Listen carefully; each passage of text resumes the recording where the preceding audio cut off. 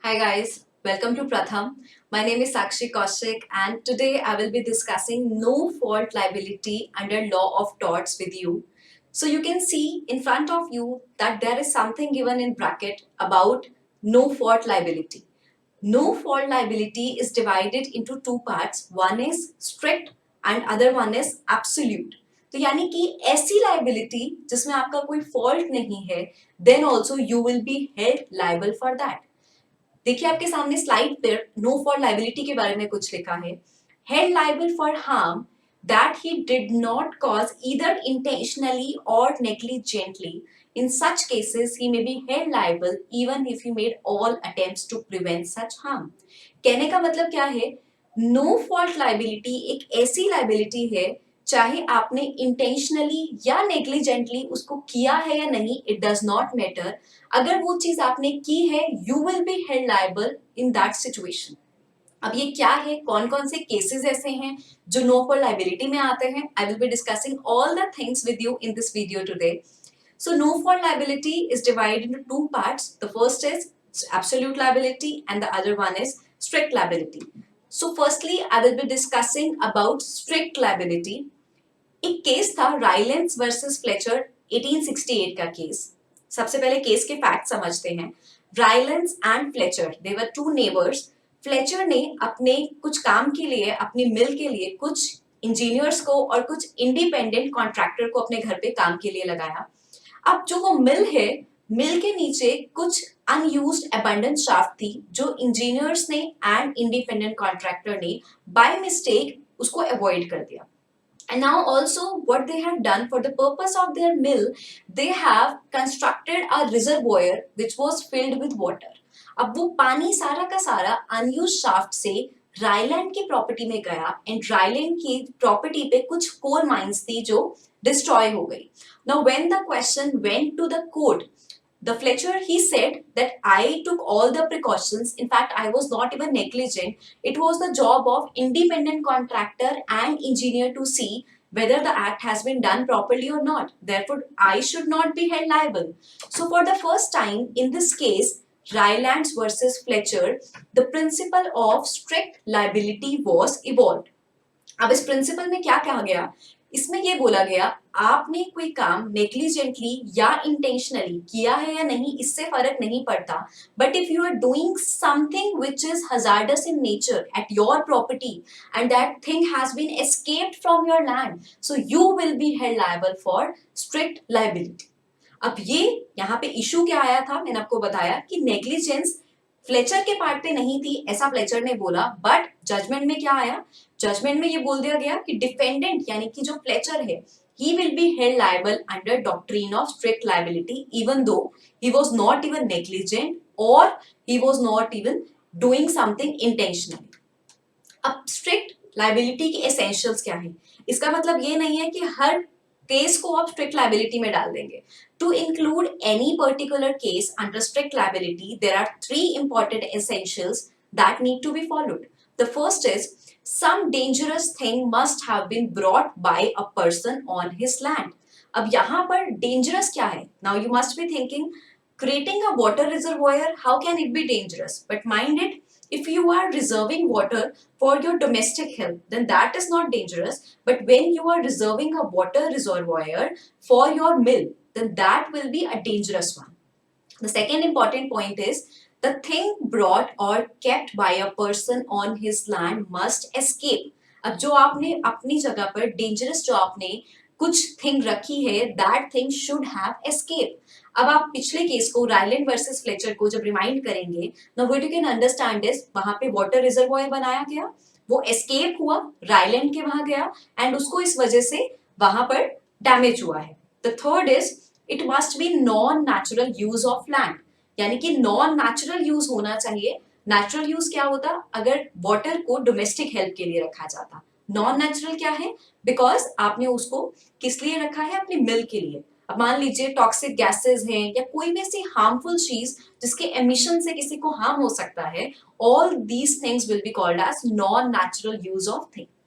Now you can see there is a case जिसका नाम लिखा हुआ है आपके सामने Ponting versus Knox. Now in this case what happened A and B, they were two person, A के पास हॉर्स था, हॉर्स ने बी के कंपाउंड में एंटर किया और बी के वहां पे पॉइजनस ट्री की जो ब्रांचेस थी, he has eaten up those branches. Now as a result, horse की death हो गई. Now A tried to sue B under doctrine of strict liability. Now you tell me, all these things, are these things fulfilled under this case of Ponting versus Knox or not? चलिए one by one देखते हैं. पहली चीज क्या है? Dangerous thing. Yes we agree, dangerous thing थी. Second, क्या वो चीज एस्केप हुई थी? वो बी की लैंड में ही थी एंड ए का हॉर्स वहां गया था. So therefore what we can say is the thing, dangerous thing that I am talking about, the poisonous tree, उसकी ब्रांचेस एस्केप नहीं हुई थी. Third is, yes it was a non natural use, but till the time there has been no escape of the dangerous thing, it will not be a perfect case of strict liability. So this was about the essentials of strict liability. Now there are few exceptions to strict liability जिसमें एक party चाहे तो अपनी liability से बच सकती है. First is default of the plaintiff, यानी कि जो केस कर रहा है उसके ही पार्ट पे डिफॉल्ट था. In that situation, the party, the defendant can run away from the liability. Second is act of God. Now if there is any act of God which is beyond the human thought, यानी कि human कोई imagine भी नहीं कर सकता, and then if that thing has happened due to the act of God, then defendant can take the plea of this thing. But mind it, if there is any warning, for example tsunami की warning है, then also defendant ने अपने यहाँ पे poisonous चीजों को नहीं संभाल के रखा, in that situation he will be held liable. The reason being, यहाँ पर उसको नॉलेज थी. Act of God should be that act which is unforeseen in nature, which you cannot even imagine as a human being. The third is consent of the plaintiff, or I can also say voluntary non-fit injuria. अब आपने voluntarily, यानी कि plaintiff ने voluntarily कुछ करने के लिए consent दे दी है, then in that situation defendant will not be liable. Fourth is statutory authority, यानी कि आपको जब statute under some law कोई आपको राइट मिला हुआ है and due to that thing plaintiff को डैमेज हो जाता है, then the defendant being doing something under the statutory authority will not be held liable. Fifth is wrongful act of third party. अब जो ये थर्ड पार्टी है, ये Ryland versus Fletcher की तरह कोई इंडिपेंडेंट कॉन्ट्रैक्टर या इंजीनियर नहीं होनी चाहिए. It should be that party जिसका कोई लेना देना नहीं था केस से. If that party has done something which is wrongful in nature, तो वो क्या हो जाएगी? That will be an exception to strict liability. That was majorly about strict liability. अब absolute में क्या है? The major difference between strict and absolute liability is that absolute liability has no exceptions. Just now I have discussed 5 exceptions with you under strict liability, but वैसी same exceptions absolute liability में नहीं है. Absolute liability का case कब लगता है? When there are industries which are dealing with the hazardous substances. Mind it, any industry which is dealing with hazardous substance, that industry will be liable for absolute liability. अब ये case कैसे आया? Absolute liability India में कैसे evolve हुआ? चलिए उसको discuss करते हैं. सबसे पहली चीज आपको ये देखनी है, before that we can also discuss 2 basic tests. आपको पहला मैं बता चुकी हूँ that if there is any industry which is carrying on hazardous activity for private profit, then they will be liable if any such loss is occurred due to their activity. Second is the enterprise alone has the resources to discover and guard against such hazard and dangers. यानी कि industry को ऐसा mechanism, ऐसा safety equipments लगवाने चाहिए so that if there is any escape, सो वो होने से प्रिवेंट हो सके. माइंडेड, एब्सोल्यूट लायबिलिटी में depending upon the size and income of the industry, liquidated unliquidated damages को फिक्स किया जाता है. अनलिक्विडेटेड डैमेजेस मींस जो पहले से डिसाइडेड नहीं है, उनको बाद में डिसाइड किया गया है. वो कब डिसाइड होगा? It will be decided on depending upon the basic of the industry जो हजार्डस वर्क से डील कर रही थी. अब देखिए केस है MC Mehta versus union of India 1985. Now this case is the basic of absolute liability, यानी कि इवोल्यूशन जब एब्सोल्यूट लायबिलिटी का इंडिया में हुआ, so this was the case. In this case what happened that there was a severe leakage of oleum gas in one of the units of Shriram Food and Fertilizer Industry. Now there were 2 issues. पहला issue क्या बोला उन्होंने, उन्होंने ये बोला कि इसको भी स्ट्रिक्ट लाइबिलिटी में कवर कर दिया जाए, just like Rahul and Fletcher.